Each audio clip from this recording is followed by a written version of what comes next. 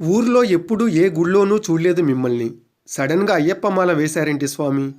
నిన్న రాత్రి 9 గంటల ప్రాంతంలో మా ఊరికి పోదామని కడపలో ఆటో ఎక్కగానే నన్ను చూసి ఆశ్చర్యంగా అడిగాడు ఆటో డ్రైవర్. అవును, మా ఊర్లో అన్ని గుడులున్నాయి. నేను మళ్ళీ మా ఊరొచ్చి 2 ఏళ్లు దాటింది. ఇప్పటిదాకా ఎందుకని ఒక గుడికైనా పోలేదు నేను? ఆటోలో వస్తూ పలుమార్లు నన్ను నేను ప్రశ్నించుకున్నాను. No answer. ఇంటికొచ్చి బాత్రూంలో చన్నీటి స్నానం చేస్తుంటే వెచ్చటి కన్నీళ్లు వాటంతట అవే ఉపికి వచ్చి చన్నీళ్లతో పోటీ పడ్డాయి నా ప్రమేయం ఏదీ లేకుండానే. 3 రోజుల విరామం తర్వాత మళ్ళీ తృప్తిగా కన్నీళ్లు.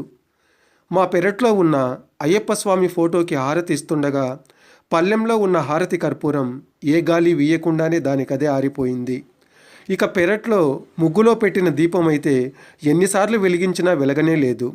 నేనేదో తప్పు చేసినట్లు, తను చిన్నపిల్లల అలిగి మొండికేసినట్లుంది పాపం.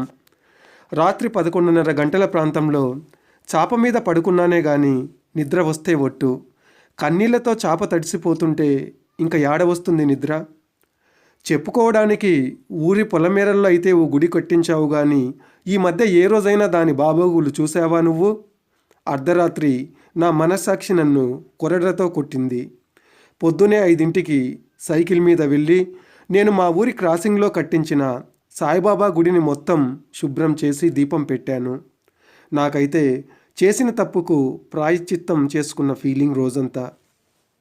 ఈ వీడియో కనుక మీకు నచ్చినట్లయితే లైక్ చేయండి. మరిన్ని వీడియోల కోసం మా ఛానల్ని ఇప్పుడే సబ్స్క్రైబ్ చేసుకోండి. అలాగే నోటిఫికేషన్ల కోసం బెల్ సింబల్ పైన క్లిక్ చేయండి.